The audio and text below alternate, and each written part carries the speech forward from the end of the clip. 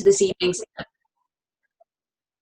as the nice automated lady has just said for me, as a nice little reminder, the meeting this evening is being recorded, and we're going to be uploading it onto various different places later on once we've downloaded the recording. It will be on our newsletter, on our website, and on our YouTube channel, so you'll be able to watch this back, and you'll be able to see all of the other recordings as well from all of our other free events that we've been holding. There's going to be a chance to answer questions, but for now I'm going to kick off with some questions after I've introduced our two lovely authors for this evening, who I'm delighted to have back with us for our second event. We've got the wonderful Jo Thomas and the lovely Sue Moorcroft, who are giving us a nice wave now. First question I'm going to ask for you both, I'm going to ask Jo to kick off first and then over to Sue, is first off, can you tell us a little bit about yourself, a bit of an introduction for those of us who might be a bit new to your work, and then can you tell us a little bit, without giving too much away, about your new novels that we're here to talk about today? Well, it's lovely to be here this evening. Thank you for inviting me back. Yes, I write romantic fiction, and I write about food and love in lovely locations. So at the heart of every book that I write, it starts with a food, because I think that whenever you go somewhere, first thing I do is go to the market. I want to know what's growing, what's cooking. And the first time that really struck home for me was when I went to visit Galway, and I sat down and I ate oysters overlooking Galway Bay and thought, oh, this is lovely. And I wrote my first book based around those oysters. And so in time, every book has a food at the heart of it, and a lovely location. And so this time, I have written about the German Christmas markets, and right at the heart of that is gingerbread, the German gingerbread. So my heroine has been set up. She's not been too successful in internet dating, and she's been set up on a date, and it's in the German Christmas markets. And that involves her driving a minibus full of pensioners to the Christmas markets to meet her internet date. So what could possibly go wrong? Absolutely. We're going to touch on a few more of those elements in a little while and see if we can kind of tease that out without giving too much of the game away for people who haven't had the chance to read your novel just yet. Sue, could you introduce yourself and say a little bit about your book? Well, I'm Sue Moorcroft. I write for Avon HarperCollins, and I write seasonal books, so one summer, one winter each year. And this is my new book, Christmas Wishes, which is a bit flashy in the light. And that came from my British-Swedish author friend, Christina Courtney, who said, if you ever want to set a book in Sweden, a Christmas book in Sweden, you can come with me and we'll stay with Mum. So I got on to my editor and said, you okay with this? And she said yes, and I went straight back and said, yes, please. And so she organised this fantastic trip last year. Also, gingerbread is mentioned, pepparkakor in Swedish, I think, or something approximating that. So also my readers often like books set in my village of Middledip, and so the book goes between the two, which I did last year between Middledip and Switzerland, and readers seem to like it. So we've done that again. So Hannah is living in Stockholm. She's got a fancy goods shop in Gamla stan, the old town, and she has a ratfink for a boyfriend, unfortunately, or he's about to show himself as a ratfink because he decides to swindle her. And I think because my first full-time proper job was in a bank, I've always been quite interested in what people will do for money. Believe me, it's not pretty sometimes, and it's not that he needs the money. So I've come to the conclusion he just wanted the power over Hannah, even though he didn't want her anymore. And Nico is Swedish. He was her brother's best friend when they were teenagers, and he was a rising ice hockey star. But life's been quite tough on him. He's got 2 children to look after, and he has an eating disorder to nurse as well. And so when she loses her shop, she goes back to Middledip, and when he has to downshift because of the stress and strain of life, he goes to Middledip, and they find themselves back there again. That's great, thank you. kind of following on from what you were just saying, Sue, talking about the kind of the complexities in the lives of the characters you've created, you don't shy away from giving them some challenges to face. It's not a through and through kind of traditional love story, as it were, as people may want, of kind of hearts and roses from start to finish. Why do you give them these challenges to face and to kind of overcome? Well, I think that's real life. We fall in love despite all the bad things that happen to us. It doesn't mean because we fall in love that nothing bad is going to happen. In my own life, I'd only just got engaged when my dad died suddenly at 51.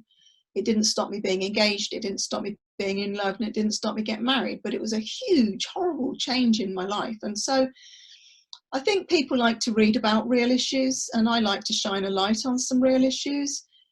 Nico's eating disorder came from, I'm a big Formula One fan, and I listened to David Coulthard, ex-Formula One star, retired Formula One star, talking about his bulimia.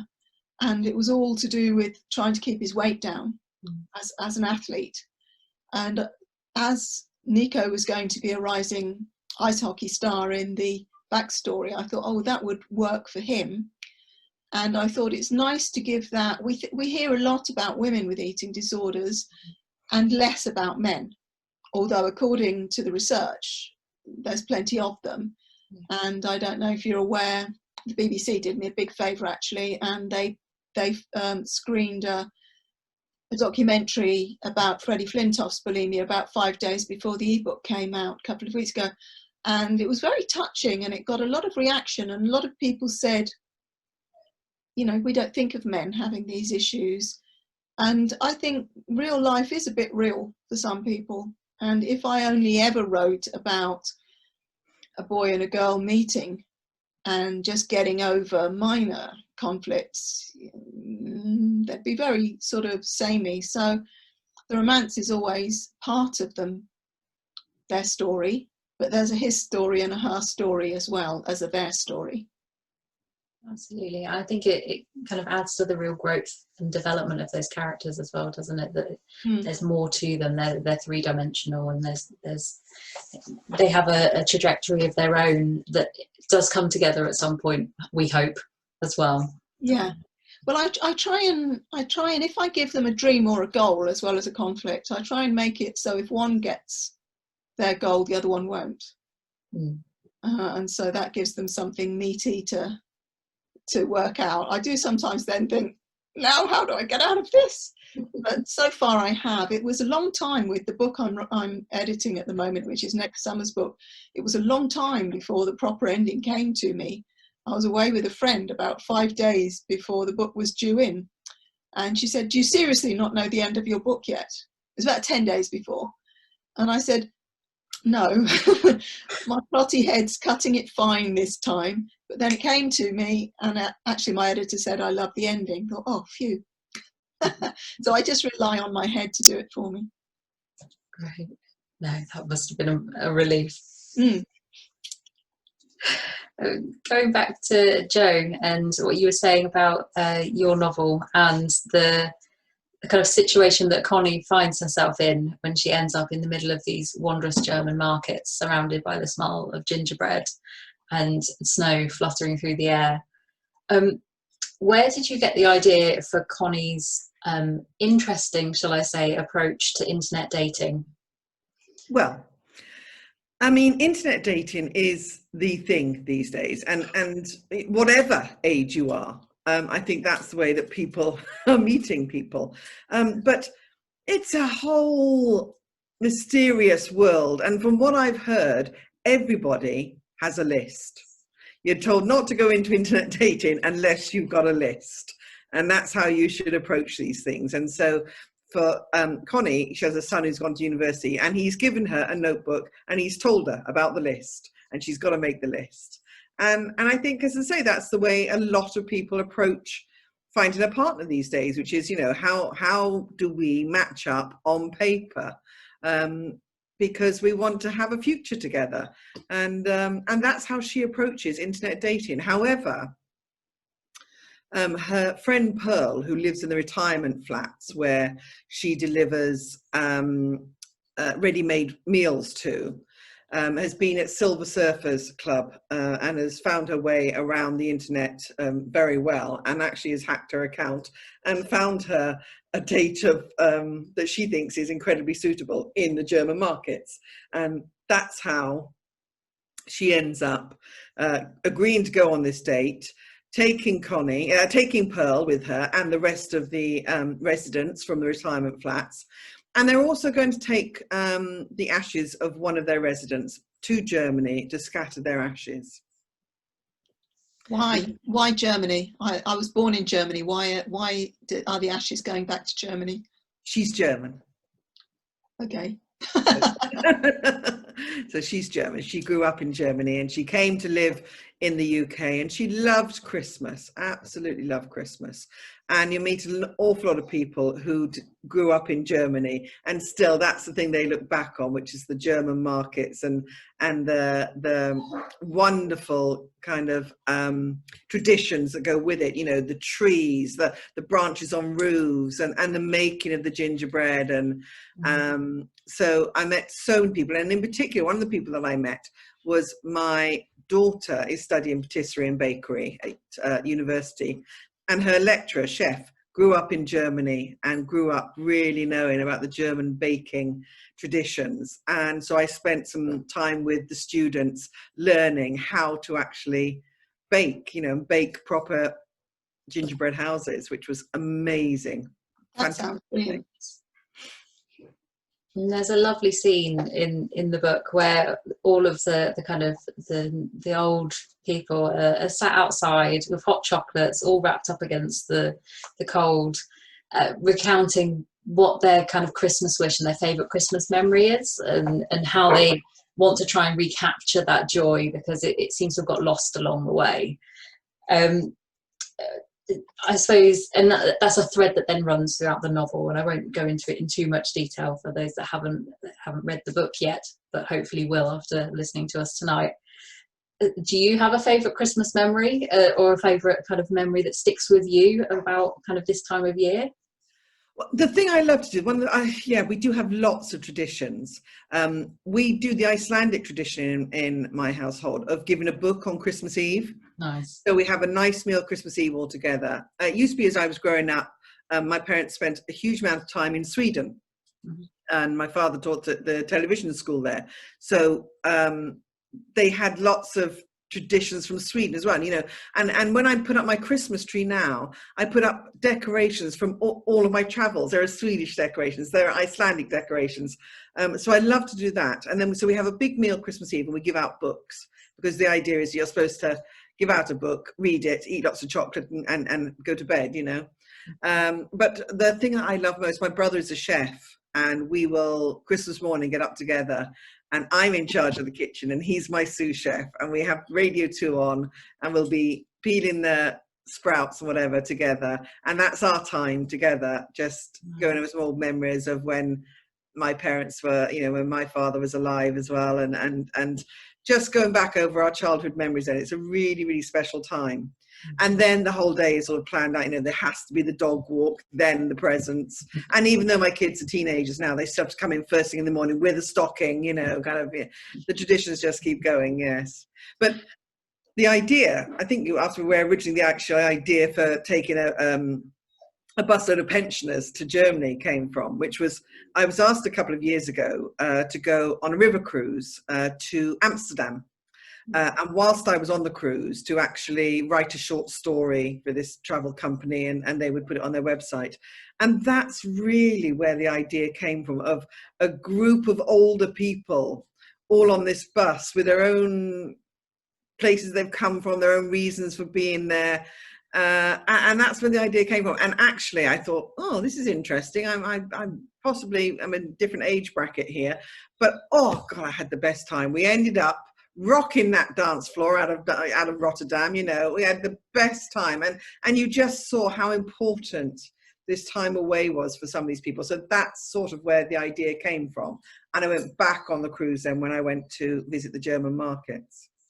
Great. And I think they add such an extra element to the novel, don't they?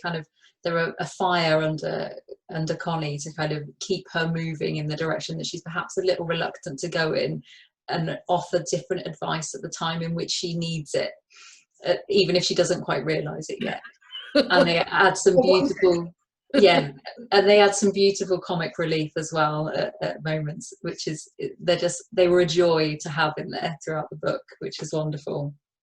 Sue, what about you? Do you have a favourite Christmas memory or Christmas tradition that sticks with you? I like at Christmas the big family days. It's Boxing Day with my in-laws, and it's somewhere between Christmas and New Year with my side of the family, but those aren't going to happen this year. But the Christmas I remember most as a child was, we lived in Malta. I was an army kid, and we lived in Malta, and it was the last Christmas before we came back to the UK.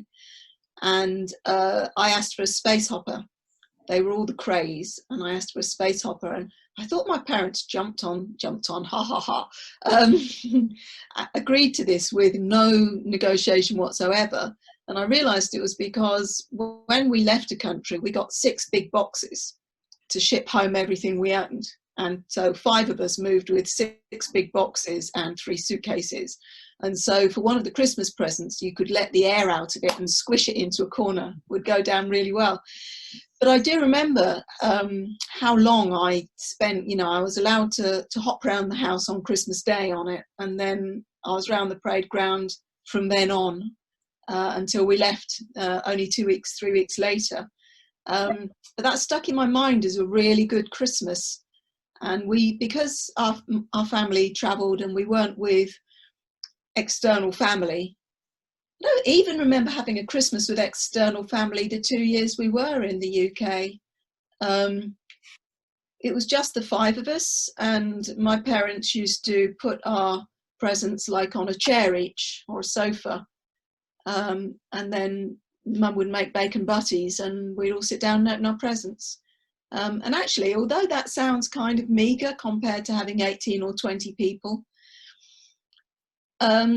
it did mean, because we were in another country, we never, and in those days you didn't just fly home at the drop of a hat. There was no like £49 fare on Ryanair or something. My dad came back from Malta once when his father was dying, and apart from that, every posting we were on, we just stayed there. And it did mean that you never offended anybody by not seeing them at Christmas, and you were never offended. You were just this little group of 5 people. So it was pretty stress-free, I think. I think kind of traditions and the kind of the different family units are represented in your novel as well quite nicely, Sue, because you've got the 2 different kind of sets of families. That you've got the Swedish side and then you've got the English side, and your 2 main characters kind of flip between the 2 quite beautifully. Could you tell us a little bit about the kind of the Christmas traditions that they both kind of intermingle with throughout the festive season that your novel's set in? Well, there are differences between the UK and Sweden, and because Nico's family, he lives in the UK and most of his family live in Sweden, but his daughter's mother, who he's divorced from, lives in the UK, and they live quite close to each other. So he never takes her away actually at Christmas time, because then she wouldn't see her mother at Christmas time. So the Swedes have another thing on the 13th of December, Santa Lucia, Lucia's Day, and it's the bringing in of the light. And for a lot of people, it's kind of the start of Christmas. It's all bound up in Christmas, with it only being a couple of weeks, 12 days before. And so we were there for Lucia. So I made it that he always has his Swedish Christmas with his Swedish family at Lucia, and that's when they exchange presents, because then he comes back to the UK. The other things that were different were they're not as crazy. The decorations are much more tasteful in Sweden than here. I'm not trying to offend anybody, but they're nearly all white and very elegant. And, you know, just like the Advent, they do Advent from the 1st of December as well. And the Advent triangle in the window, and you do see the occasional balcony or window that is absolutely crammed with lights, but they're nearly all white. You hardly ever see another colour. And they are, I think they have their main Christmas gift giving on Christmas Eve, which would be the same in Germany, Joe, wouldn't it? Yeah, yeah, and yeah, Sweden has, and the same actually, and in France as well. Yeah, and Switzerland, yeah. It's just us that's odd, really, and that sully Christmas Day with our Christmas gifts. Yeah, so I found it different. I liked it. I thought Christmas in Sweden, I came home on the 14th of December. I didn't see Christmas itself. But I thought Christmas in Sweden was beautifully understated and elegant. And they also, certainly the families that I met, they tend to, rather than one person slaving away in the kitchen and getting angry and upset and put upon, as happens in so many families, you'll bring together a few families and everybody will bring part of the meal. So it's almost like a Yule board, like a Christmas smorgasbord. But not quite, but it's not like the big roast dinner where everything's got to be ready at the same time and you all sit down together and put on a hat. Yeah. Which is the view, the UK view for many people of a Christmas meal. So those are the differences I'm aware of. Right. A question for both of you then to mull over. What do you think it is about Christmas that makes it a perfect backdrop for like setting a budding romance? Joe, you go first. I always have thought Christmas was a romantic time of year, but then I also love bonfire night, and I wonder whether it is to do with light. I can remember being in Iceland once, and it wasn't Christmas, but it was before Christmas. And the first day I woke up, put the alarm clock on, and it was so dark. It was the middle of the night. I couldn't believe it was 8 o'clock in the morning.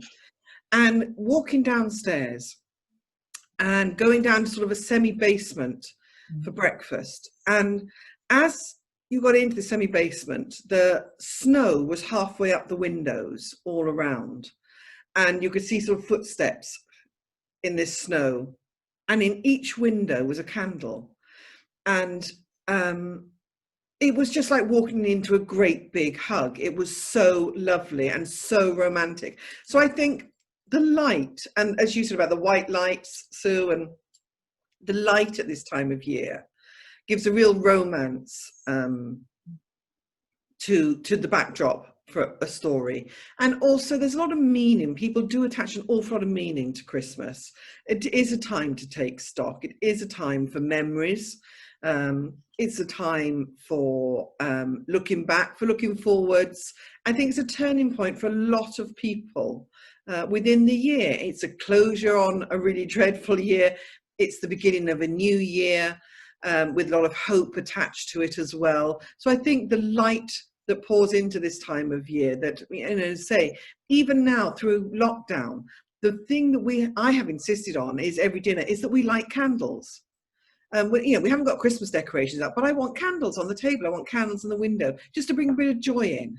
And I think that kind of backdrop where you actually bring the joy in and remember to take stock of who's around your table and who you're with is a really important time for people, and a special one, and very poignant. Well, I wouldn't invoke candles because they give me migraines. When people come at restaurants and light the candle on the table, I always put it out again. I think I like writing romantic Christmas stories because I think everything is made more, whatever it is, if you add at Christmas to it.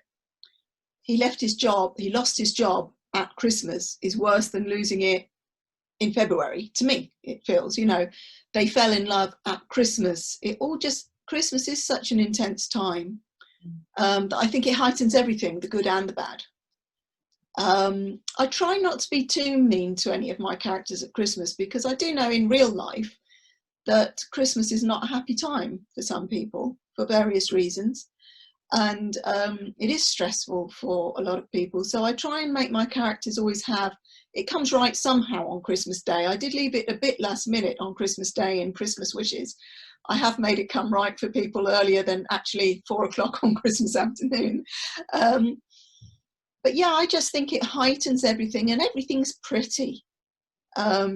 with lights and parades and choirs, and there is also a lot of good things come out of Christmas, like people collecting for charity and things like that. So yeah, it's just because everything else is heightened, I think it just provides the perfect setting.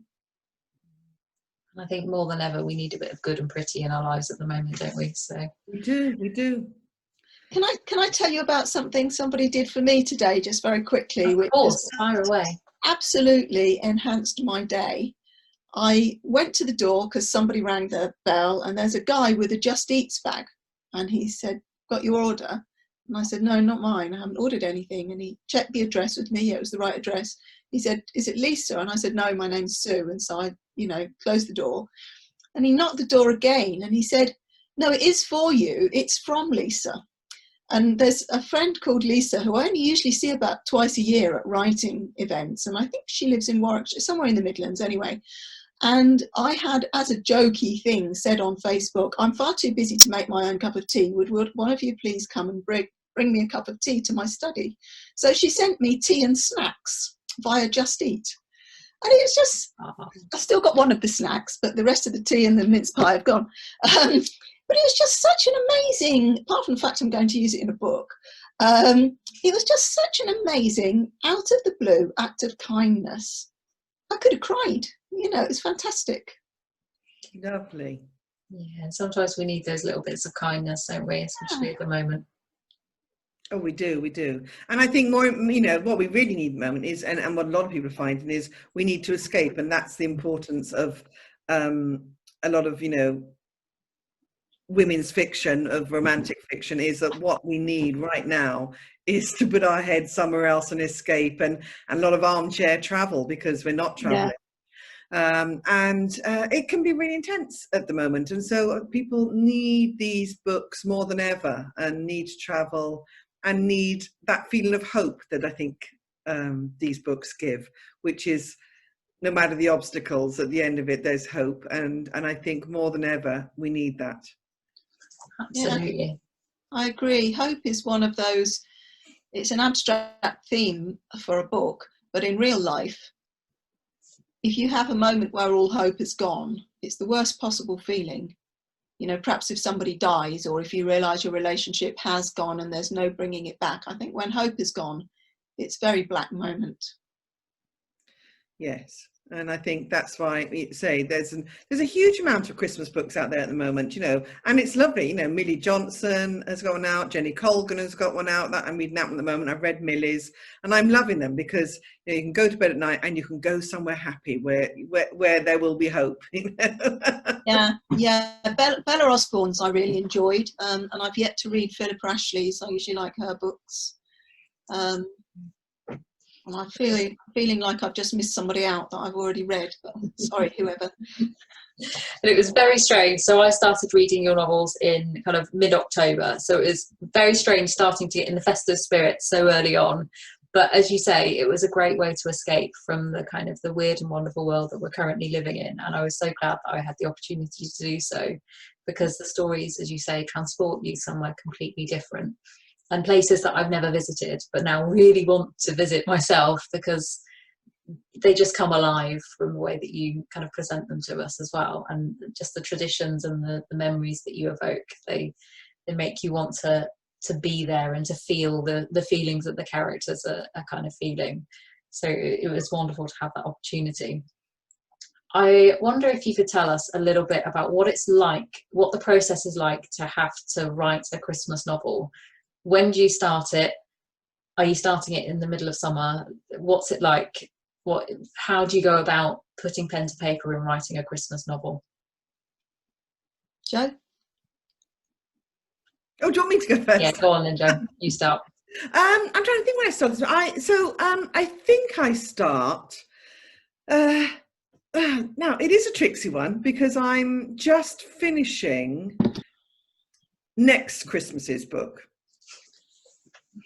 So I'm so next summer's book is ready to go.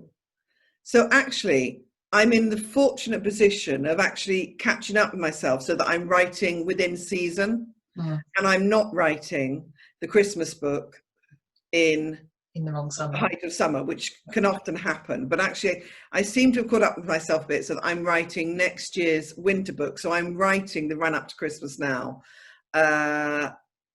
And so that is actually really, really nice to be writing at the right time of year, and managed to write next summer's book, which is all set just outside of Naples this summer. So I was able to immerse myself in the lemon groves in a little pizzeria just outside of Naples during the last lockdown. So that was quite a nice place to be in my head. And now I'm in a gorgeous place in Normandy with all the cream and the Calvados and the Camembert, and it's quite a good place to be. So, and especially in a time like this, it's lovely to have that escape. So I am lucky. I'm writing within season at the moment. Right. What about you, Sue? Well, yes and no. I'm always working on 3 books at once. I think my deadlines must be slightly different to yours, Jo, because my Christmas book isn't due until the end of March. So it's only a heap of notes at the moment, my Christmas 2021 book. So just finishing my structural edits of my summer 2021 book. So I am in Italy. I'm in Umbria. And I spent quite a lot of lockdown in Umbria. And since... so I guess I did write a lot of that book in the summer, and I guess I am going to write a lot of the winter 2021 book in the winter. But there's always some crossover, because I'll give that in March, and then I'll get edits back in, say, April, and I'll be doing those in April, May, and then I'll get some more edits, and so there's always some overlap. But what I mean by working on 3 books at once is I'm promoting Christmas Wishes, which does take quite a lot of my time, and I'm particularly as it comes out, the ebook, and then 2 weeks later the paperback book, and audio, so we kind of have 2 launches and everything, which is lovely, but it's 2 lots of work. And then I am editing Under the Italian Sun, and I'm planning winter 2021.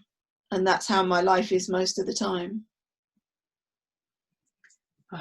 It certainly seems to keep you both busy. I don't know where you get the ideas and the inspiration from. I wish I had the ideas floating around in my head as well. They sound wonderful, and I can't wait to hear what they are. And as they shape up, I'm sure we can try and book you in for some more talks, which would be wonderful. Please do. Jo, going back to your novel, there's a kind of a big juxtaposition in there between old and new. You have 2 very distinct towns, kind of a big rivalry going on. And there's a quote in there where it says that kind of Christmas means different things to different people. And I think that comes across in a whole heap of ways throughout the novel, both by how it's presented, how the towns act, and even by what the different characters say about Christmas throughout. Why did you decide to kind of have this kind of rivalry as a backdrop to the novel? And because it's a very kind of strong plot that runs through. Well, I was lucky enough, as I say. So December, I went on a river cruise with a couple of other authors, with Katie Ford and Bernadine Kennedy. And I said, you've got to come on one of these river cruises. They're great fun. I said, so we're going to go and do the Christmas markets. And what was lovely was that we got on, so you're not just visiting one Christmas market. We were visiting a range of markets. And you'd go from very traditional markets to really, high-tech lights. And so that was really interesting to see how very different the Christmas markets were. And as you're traveling along, in the boat, you're seeing these little towns as well with all their lights.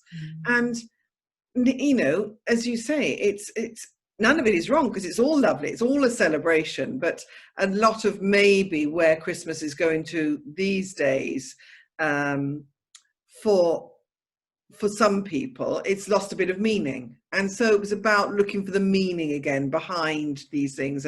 And whereas Christmases have got bigger and better and bigger lights, it was about looking for the meaning in it all again, and finding the joy and the happiness and the poignancy of what Christmas was really about for people. Yeah, absolutely. Because I think that was another a theme that kind of came out, is that they're particularly with some of the older people that are in the group that go to Germany, is that there is a real sense of isolation for some of them, and a real sense of hating Christmas, that we don't want to talk about it, we don't do Christmas, why would we do it, because it's an awful time of year for us. And I'm sure that there are an awful lot of people feeling similar things because of everything that's going on at the moment. But it sort of changes as the novel goes on, and as they kind of rediscover that joy because they're immersed in it. And it's a wonderful taking thing it to back witness. to what's actually important and made them happy, and redefining Christmas for themselves going forward. So it's about the past. It is about the past, and about, you know, the traditions and what was important, but it's also about moving forward and not being left behind in all of that, but finding what works and what makes you happy for now. Absolutely. Finding your own happy. Yeah, absolutely. And I think that's the same in your novel as well, Sue, that it's all about characters finding their kind of their own happy and finding their new, whatever their new normal is, because both of your main characters, their lives get turned upside down, don't they? Yeah, it's very much a what happens next, what are we going to do now sort of book. Hannah, it's more pressing because she's going to have to make a living quite soon, whereas Nico is in the fortunate position of he's been living in an expensive area in Islington, so to downshift to a Cambridgeshire village, he can rent his house in Islington, and that gives him plenty to live on in Cambridgeshire, pay his rent and have living expenses. And he got a handshake when he left work, so he's in a bit different place. He's more in, how am I going to cope, and Nico ends up looking after his ex-wife's daughter, who is not his, who she had with another man, so it's his daughter's half sister. And so it begins as an unofficial fostering, well, not even a fostering, just he takes her for a few days when his ex-wife's in a really bad place, thinking it will only be for a few days, and the time gets extended. And so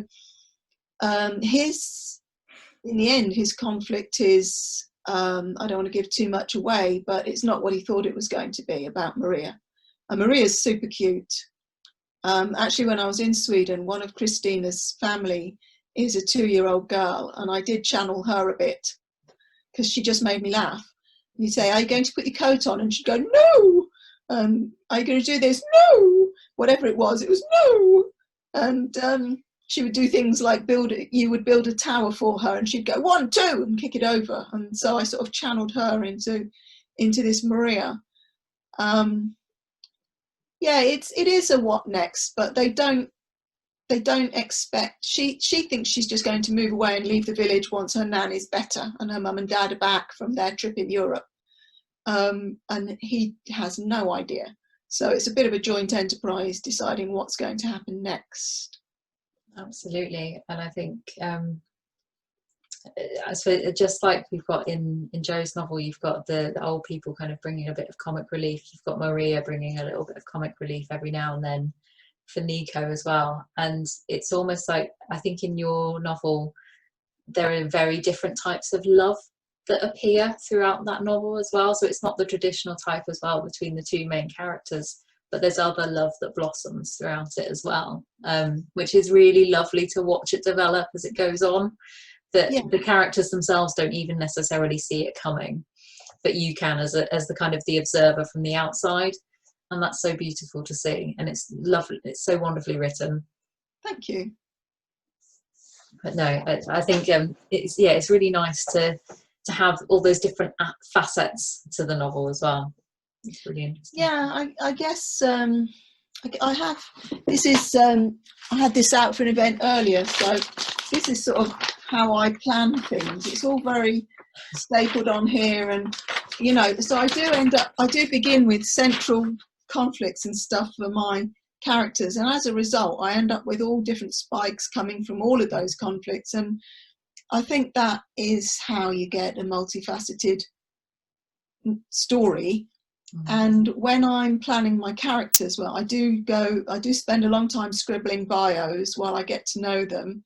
And I like to look at them from different points of view. So if we take Hannah as the heroine as for instance, I look at her not just from Nico's point of view, that's obvious, he's the hero, he's going to have a view on her, but her brother, her nan, her ex-boyfriend, the people at the pub, I'll look at her from different people's points of view, because in real life, we're different people with different people, aren't we? We're different with our parents than we are with our children, than we are with our romantic partners, than we are with our friends.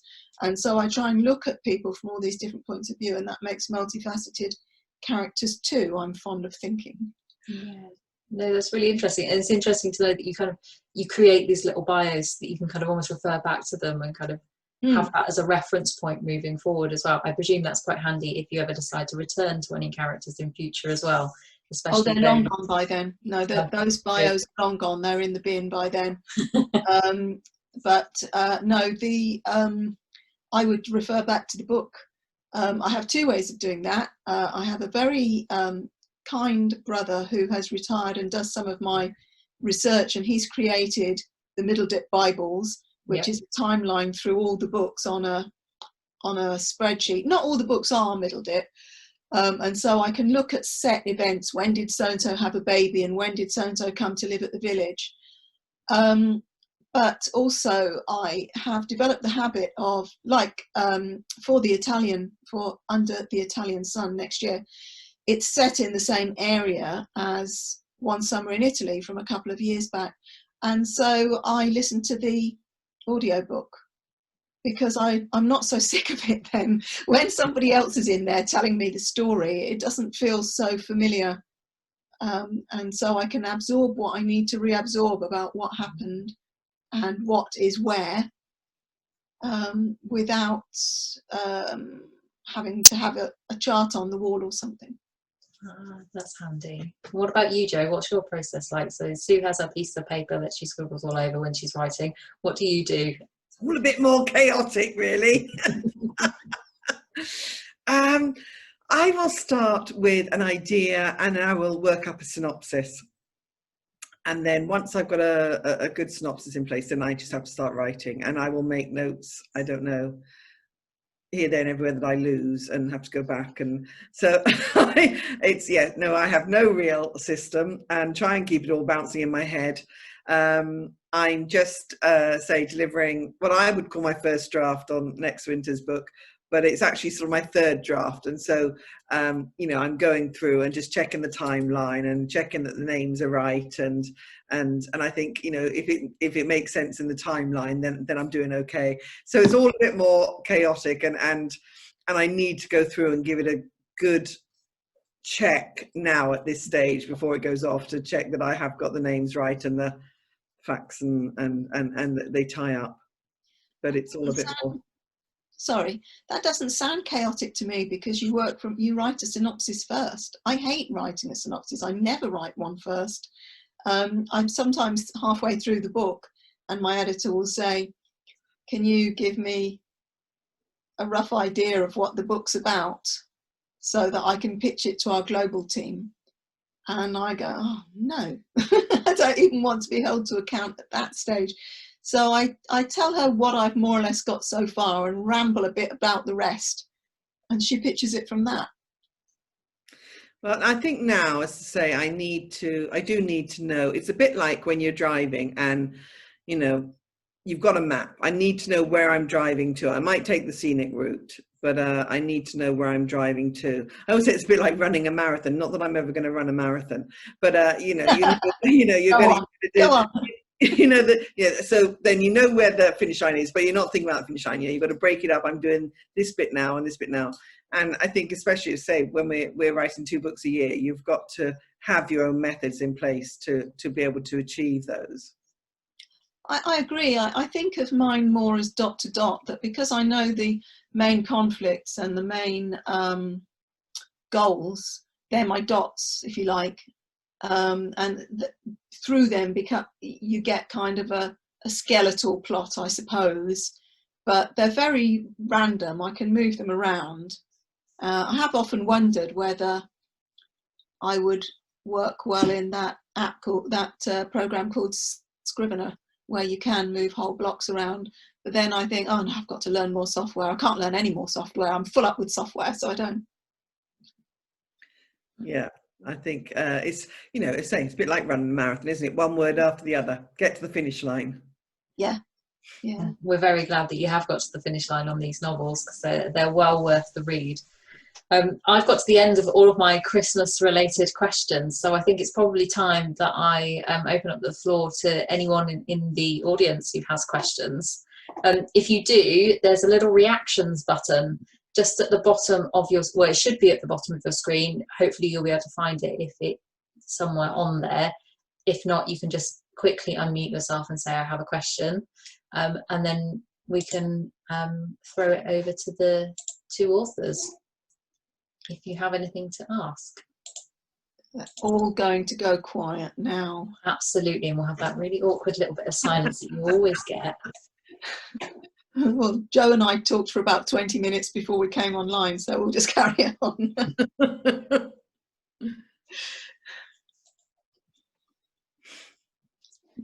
Nobody's got a question.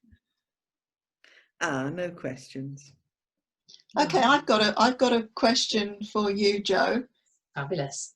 This author to author questions. Brilliant. Fire away, Sue. Where next? Which country next? You're in France now for the winter book. So my next book is set in Italy, which is Chasing the Italian Dream, and that's set just outside of Naples, as I say, in a little courtyard pizzeria covered in lemons, in a little pizzeria called Nonno's is where that one is set. And then for my next winter book, we're in Normandy, say with the cows, the Calvados, the cream, the camembert. So that's as far as my trips are sorted so far. I think, yes, next Italy and then France again. So do you sometimes think, I'd quite like to go to Portugal, I'll set a book in Portugal? Yes. Yeah, me too. I was going to say, is there a location that's like at the top of your wish list where you'd love to set a novel / have a research trip? Oh, there are loads, though, loads. Every morning, the list just goes on and on and on. And as I say, with all my books, I start with the food. So yep. It starts with the food and a place. And so it's a bit like walking into the pantry and working out what you're going to cook for dinner that night. You know, I want to do Greek tonight, or I want to do... So it starts with the food, and then I go off down these research, you know, alleys of kind of the food and the place and the setting. So all my books start with that, and then putting the characters into that setting. Mm-hmm. So there's an awful lot of food research goes on, food and drink, before we actually get to the story. And mm-hmm. But as I say, I think when you get to a place and you start looking at the food and you start discovering the history or the culture, and it comes about very organically through the food of a place. So I'll be in Naples, my next summer book, where I've been researching pizza and the history of pizza and the culture that surrounds pizzas and pizza makers in Naples. So that's next summer. It's going to be, say, a wonderful pizza experience in Italy, and then go into Normandy. You know, it's such a different landscape from, say, down south where I wrote my last book, which was the lavender in Provence. Yeah. This is very much flatter, a lot more rain. So we just get, say, these wonderful cream and butter and camembert and the apple brandy and the cider. So that's where the next winter's book will be set. So, what about you, Sue?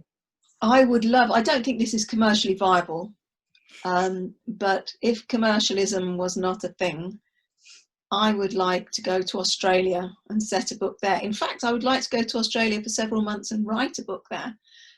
When I was a kid, I was a bit late coming to reading because of interrupted education. And once I found it, I just loved the world of fiction. And once I realised somebody created the pages, what went on the pages, I wanted to be that person. So from a very young age, my bucket list things were to be a novelist and to go to Australia. I specifically wanted to go to the Great Barrier Reef, but I've since discovered you need to go by boat, and I'm not big on boats. So maybe I'll just stay on dry land in Australia instead. Perhaps your character can go there instead. Yeah, well, I rarely, unless it's a short story, I can't think of any book I've written set somewhere I haven't been. I like to go. Yeah. I do know authors who very successfully do all their research on YouTube, and who knows, if I tried, I maybe could. But I don't know. I just think if you're setting a book in Gamlistan, if you're setting a scene in Gamlistan in Sweden, you want to be able to not just see the colours, but smell the smells and feel the atmosphere and hear people speak and see their body language. What kind of people are you? Are you in Gamlistan? There's a lot of tourists, of course, and there's a lot of people coming into the city on Saturdays, for instance, to do some shopping, because it's a nice place to go, and they all stop for afternoon coffee and cake, which is called fika. And I just don't think that I don't think I could do my best work without going somewhere. That's how I feel. I think that sounds like a jolly good excuse to try and get a trip to Australia then soon. Australia sounds amazing. It's a reason. If you need someone to hold your notebook. Yeah. Thank you, Sammy. It's not an excuse, it's a reason. Absolutely. Absolutely. Well, I think if no one else has come up with a question, I can't see any reactions that have come up on our screen. I think we'll probably call it an evening then, ladies, because we've had the best part of an hour. So I'll just close off the event now and just say thank you very much for your time this evening. Thank you for joining us to talk about your 2 novels that are here. Very welcome. And thank you so much for your time and for sharing them with us. A reminder to everyone on the call today, and to everyone who's hopefully watching this when the link gets shared, that the novels are available to buy, and they're also on special offer on Kindle at the moment, so grab yourself a bargain and have yourself a wonderful bit of escapism, and some lovely kind of festive feeling as you have a read. If you are looking for to catch up on this event and some other events, make sure you sign up via our Wantage Lit Fest website, because you'll get our newsletter and there'll be the links to all of these events and future events on there as well. But thank you to everyone for coming along tonight. I hope you enjoyed the event. We'd love to hear your feedback, and we hope you can join us for some future events as well. Thank you very much, everybody. Thank you.